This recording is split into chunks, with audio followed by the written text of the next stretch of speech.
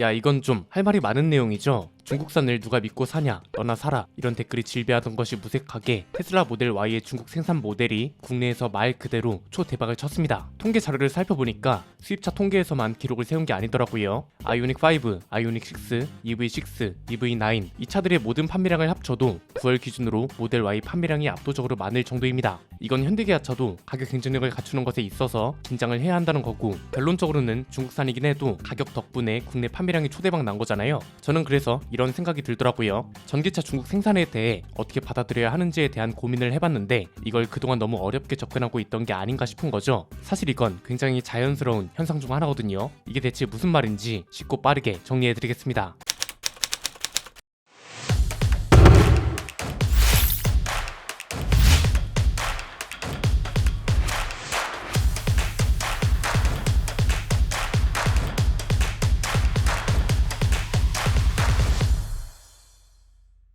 지난 몇 개의 영상에서 자료로만 간단하게 언급을 해드렸죠. 테슬라 모델 Y 판매량이 9월 한 달 동안 4,206대나 됐습니다. 이건 9월 한 달 동안 국내에서 팔린 수입차 중에서 압도적인 1위를 기록한 겁니다. 중국산 모델이 도입되기 전인 8월과 비교하면 무려 875%나 성장한 것이기도 하고요. 국내에서 가장 많이 팔리는 수입차로 소문난 E클래스나 5시리즈의 한 달 판매량하고 비교도 안 되는 건 물론이고, 아이오닉 5, 아이오닉 6, EV6, EV9과 같은 국산 대중 브랜드의 주력 전기차 판매량을 다 합쳐도 모델 Y 판매량을 못 이길 정도라고 합니다. 실제로 내 모델이 판매량을 다 더하면 2,800대 정도 되니까 모델 Y 판매량이 진짜 대단한 거라고 생각할 수 있는 거죠. 모델 Y 판매량이 이렇게 급증할 수 있었던 이유는 뭘까요? CATL에 LFP 배터리가 들어가는 저가형 모델을 도입했기 때문이죠. 그래서 국내 기본 가격이 5,699만원부터 시작되고 중앙정부와 지자체 보조금까지 더하면 실구매 가격이 4천만원대까지 낮아진다는 게 중요합니다. 한창 이런 가격에 대해서 그래도 중국산을 안 산다, 뭘 믿고 살 수 있겠냐, 이런 반응이 많았었는데 이제는 이런 반응이 무색해지는 판매량이 나왔다는 겁니다.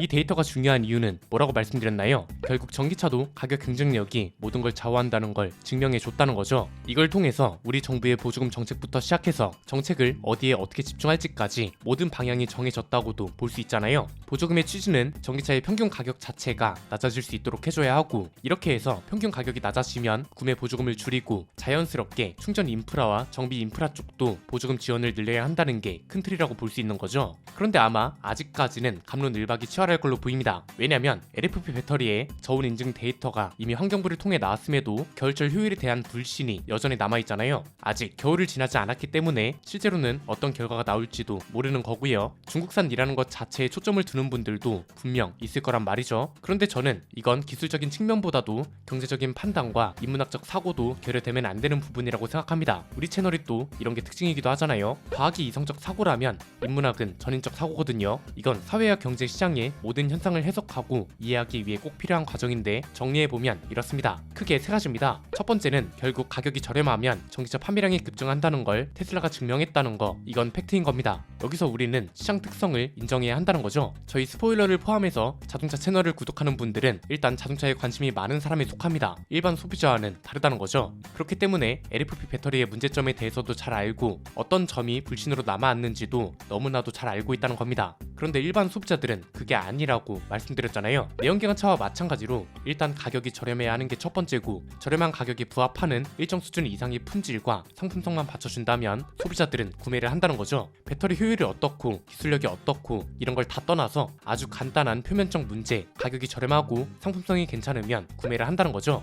원래부터 있었던 현상이지만 LFP 배터리에 대한 갑론을박이 많은 상황에서 테슬라가 결국은 이것 또한 아주 자연스러운 소비 현상에 국한된다는 걸 증명한 겁니다. 이 데이터가 말해주는 건 뭐다? 우리나라 전기차 회사들도 가격 경쟁력을 우선순위로 가져가야 한다는 건데, 블룸버그 같은 곳에서 발표한 자료가 실제로 맞아떨어지는 거죠. 2023년부터 전기차 가격이 내연기관차 수준으로 서서히 내려오기 시작할 거란 분석 자료가 있었고 여러 번 소개를 해드렸잖아요. 시장 논리에 의해서 이미 가격 정상화가 시작된 겁니다. 이제는 구매 보조금 없이도 내연기관차 수준의 가격으로 살 수 있어야 전기차도 팔린다는 거죠. 왜? 굳이 불편을 감수하면서 비싼 돈을 주고 이제는 굳이 전기차를 살 이유가 없다고 판단하고 있다는 건데요. 전기차를 타면서 완전히 불편함이 없다고 생각하는 사람은 소수라고 봅니다. 이미 통계 자료도 많이 나왔고 우리라고 전기차를 안 타봤을 리가 없잖아요. 오히려 일반 차주들보다 훨씬 다양한 차종들을 타봤고 그 기간도 상당하기 때문에 할 수 있는 말들입니다. 두 번째는 그렇다면 지금 중국 상황이 대체 어떻길래 가격 경쟁력을 갖추기가 가능하냐 이겁니다. 사실 이게 중국 시장에서 전기차 평균 가격이 낮아지는 것만으로는 불가능한 얘기거든요.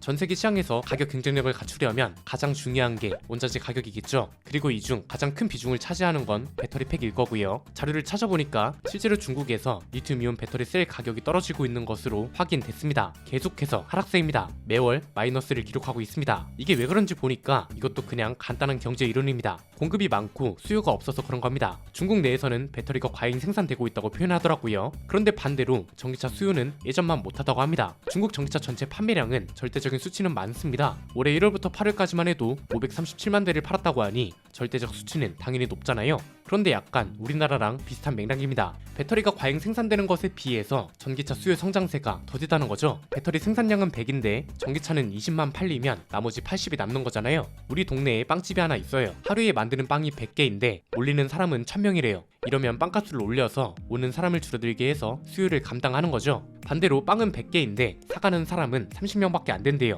이러면 가격을 낮춰서 사람들을 많이 오게 하는 겁니다. 마찬가지로 중국 배터리 셀 가격도 이와 비슷한 논리로 가격이 내려가고 있다고 보면 되는 거고요. 가장 핵심 부품인 배터리 셀 가격이 낮아지다 보니 중국 생산 전기차가 가격 경쟁력에서 유리해지는 거죠. 세 번째는 이게 어떻게 보면 핵심인데요. 그래서 이걸 어떻게 받아들여야 하는가, 이 질문에 대해 이야기해보려 합니다. 이게 집에서 가만히 복기를 해보니까 기계적인 판단만 하다 보면 계속해서 굴레에서 벗어날 수가 없겠더라고요. 그래서 앞에서 경제적 판단과 인문학적 사고가 필요하다는 거였는데 사실 자동차도 그냥 제품으로 생각하면 중국 생산과 중국산 부품 사용이 이해가 됩니다. 자동차도 예전처럼 사치품이 아니고 필수제가 된 지 오래인데 굳이 자동차만 특별한 잣대를 갖다 붙여야 하냐 이거죠. 한 가지 명확한 건 제품의 완전한 중국화가 되는 건 견제를 해야 합니다. 예컨대 분명 우리 기업이 제품이었는데 모든 공정과 부품이 중국산이 되면서 사실상 완전 중국 제품이 되는 거, 이런 건 견제를 해야 하는데 지금 전기차는 이런 단계가 아니라고 보거든요. 이미 중국 생산과 중국산 부품이 가격 경쟁력을 갖출 수 있게 해주는 필수 조건으로 자리 잡은 상태입니다. 그러면 이건 견제가 아니라 어떻게 이 상황을 활용해서 경쟁력으로 만들어야 할지를 고민해 봐야 할 때라고 봅니다. 중국산 부품 쓴다고 해서 우리 기업이나 산업이 무너지지 않고요. 자동차를 그냥 제품이라고 생각하면 쉽다고 한 이유가 중국 브랜드는 안 되고 중국산 부품을 쓰는 글로벌 기업이 제품은 통하는 이유를 생각하면 된다는 겁니다. 중국 브랜드 전기차는 전 세계를 잠식하지 못하고 있습니다. 그러나 중국산 부품을 쓰는 현대차 그룹, 벤츠, 테슬라 이런 회사들은 세계를 잠식하고 있는 글로벌 기업입니다. 스마트폰도 마찬가지입니다. 중국 브랜드 스마트폰은 전 세계를 잠식하지 못하지만 디자인드 바이 애플, 어셈블드 인 차이나인 아이폰은 전 세계를 잠식하고 있습니다. 이런 걸 라벨링 효과라고 하죠. 붙여놓은 라벨에 의해서 자신에 대한 개념과 행동이 달라지는 현상을 말하는 겁니다. 중국산 브랜드의 로고를 붙여놓으면 이건 철저하게 중국산이라고 인식합니다. 그런데 중국산 제품을 쓰고 중국에서 생산하면서 애플 로고를 붙여둔 아이폰은 중국산이라고 인식하지 않고 미국의 애플이라고 인식을 한다는 겁니다. 자동차도 이건 마찬가지입니다. 이렇게 짚어볼 필요가 있는 이유가 결국 방향은 정해져 있다는 겁니다. 우리가 산업화를 이루고 그 뒤로 대중적인 가격을 갖출 수 있었던 게 중국의 낮은 인건비, 높은 생산량 이런 걸 잘 활용할 수 있었기 때문이라고 볼 수 있거든요. 그런데 가장 이상적인 건 일부 부품의 중국 생산을 통해 가격 경쟁력을 낮추고 이렇게 갖추게 된 막대한 가격 경쟁력으로 판매량과 점유율 잠식에 성공하는 회사가 진짜 역량이 좋은 회사라고 할 수 있다는 겁니다. 중국 생산과 중국산 부품을 어떻게 활용하느냐가 전기차 회사들의 운명을 결정한다는 거죠. 중국 생산이라는 걸 활용해서 글로벌 시장을 잠식하면 그건 전기차 회사의 승리인 거고요. 중국 생산에 잠식돼서 성장의 모든 이익을 중국이 가져가도록 하는 건 중국이 승리인 겁니다. 그런 점에 있어서 저는 이번 테슬라의 판매량이 상당히 의미가 있다고 보고 이런 해석도 한 번쯤 필요하지 않나 이렇게 생각되네요. 오늘 내용은 여기까지입니다. 내용이 유익하셨다면 구독과 좋아요, 알림 설정 부탁드립니다. 지금까지 저는 안피디였습니다. 감사합니다.